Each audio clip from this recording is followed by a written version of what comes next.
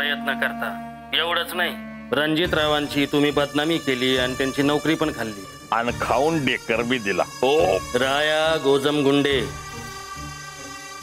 आम्ही फक्त एवढं सांगायला फोन केला आहे की याच्यानंतर जर अशी हिंमत केली तर आम्ही बी तुमच्या सोबतीला आहोत. काय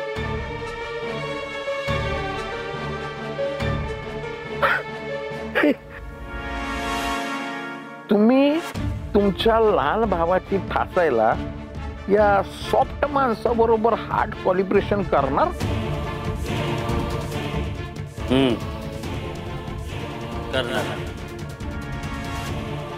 गुड, आम्हाला आनंद आहे, पण सोबत एक प्रश्न बी आहे. असं का? कसं आहे, माणसानं पिकलेले आंबे खावेत, कोळी मोजण्यात आंबे नासू नयेत. राया गोजमगुंडे, सोबत सॉफ्ट माणूस राहिलं की. आम्ही काय सांगतोय ते जरा नीट ऐका.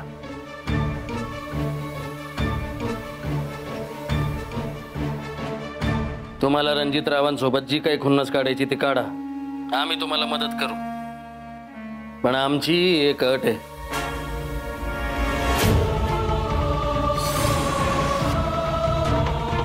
रणजितरावांना टच सुद्धा झाला नाही पाहिजे.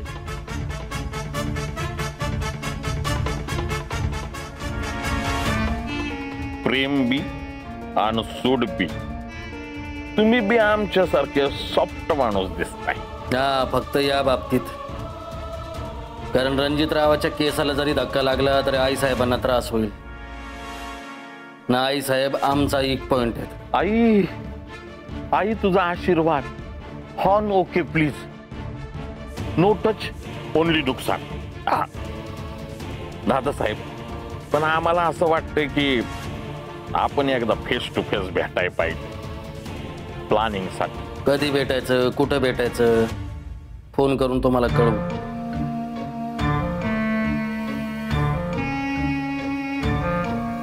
बाबूजी क्षमा. नो टच, ओनली नुकसान. हाय तुम्ही.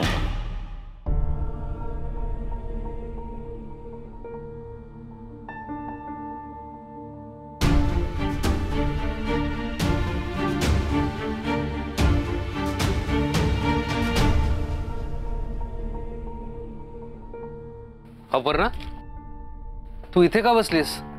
काही नाही भैया साहेब, आई साहेबांना भेटायला आले होते. अरे वा, चल ना मग आत. त्या नाही आहेत घरी.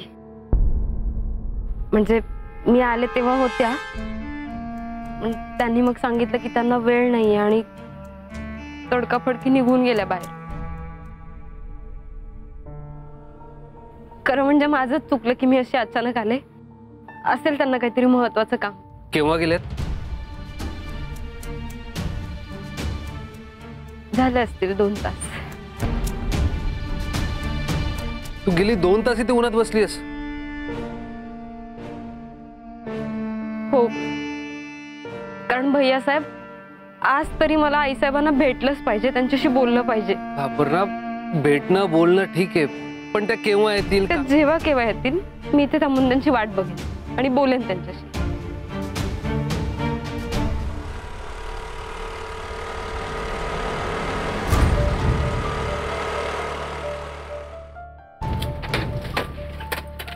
सुजित, तुम्ही का आलात? मी तुम्हाला शपथ दिली होती ना माझी. एक्सपायरी डेट संपली त्याची. सुजित, तुम्हाला म्हटलं होतं तुम्ही इथे नका येऊ. तुम्ही का आलात? तो फोन बघ, फोन बघ. 50 मिस कॉल आहेत. तू फोन उचलत नव्हतीस, काळजी वाटली म्हणून आलो इथं. मी इथे आई साहेबांना भेटायला आलीये. त्या आल्या की मी त्यांना भेटेन आणि मग जाईन माझी मी घरी. अगं, आपण आई साहेब तशा ऐकत नाहीत. असला कसला धरणा सुरू केलायस तू? सुजित प्लीज. आई साहेब माझ्यावर रुसल्यात, कारण काल त्यांनी दिलेली वेळ मला पाळता आली नाही. माझं कारण कितीही जेन्युइन असलं तरी त्यांच्या दृष्टीने ते चूकच आहे. आणि बरोबर आहे, त्यांनी वेळ दिली होती तर मी ती पाळायला हवी होती. त्यामुळे आता जोपर्यंत त्यांचा माझ्यावरचा राग जात नाही, त्या परत एकदा मला भेटायला वेळ देत नाही, तोपर्यंत मी इथेच अशीच बसून राहणार.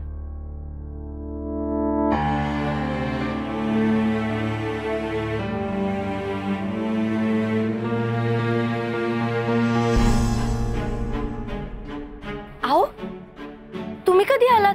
संजू, अगं ही गेले 2 तास इथे उन्हात बसली आई साहेबांची वाट बघत. तू आतमध्ये तरी बोलवायचंस तिला. आई अंबाबाई, ही पोरगी अजून हितच आहे होय? मला नव्हतं माहिती ती इथं बसली आहे ते.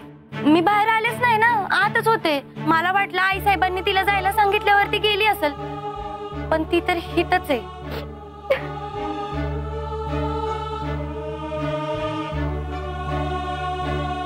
संजू, तुम्हाला सांगायचंच ना अपर्णा आली म्हणून.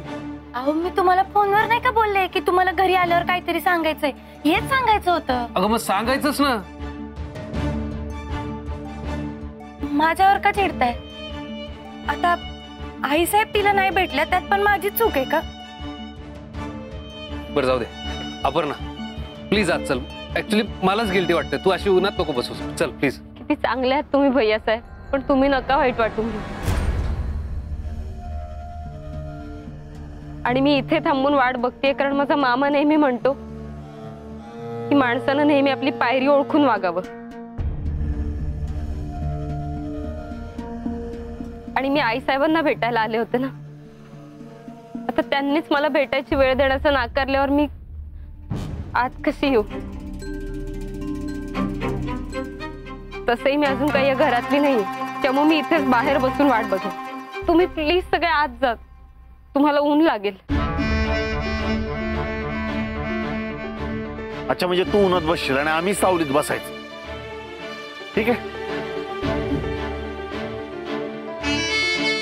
आम्ही बी ह्यांच्यातलं नाही. मी बी हालत नसतो इथनं. सुजित, अहो असं होत नाही. तुम्ही कितीही नाकारलं तरी हे घर तुमचं आहे, ही माणसं तुमची आहेत. रक्ताची नाती, रक्ताची माणसं अशी सहजासहजी तुटत नसतात. वा सुजा रे, कशी लाखात एक आहेस. काही झालं तरी हिला गमवू नकोस प्लीज. म्हणजे बायकोला अपडेट करायला सांगा. लय प्रयत्न. आपलं काय ठरलंय? तुम्ही त्यांना काही वाईट साईड बोलायचं नाही.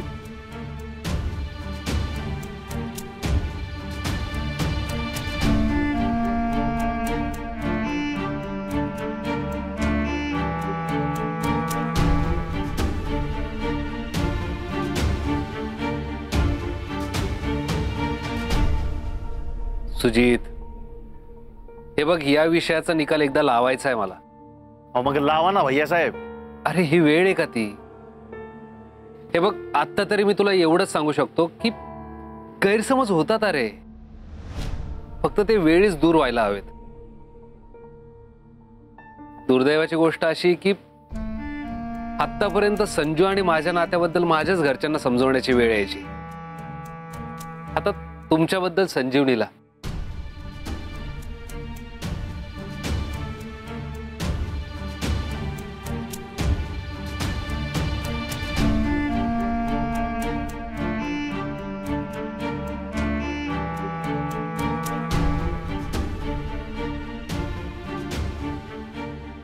पण हे बघा, तुम्ही काळजी करू नका.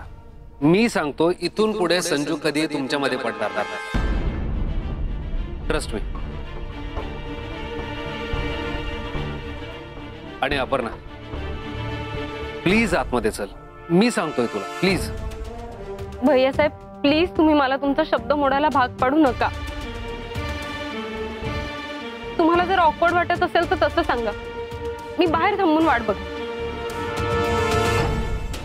तुम्ही सगळ्यांनी कितीही आग्रह केला तरी मी आई साहेब आल्याशिवाय आज जाणार नाही.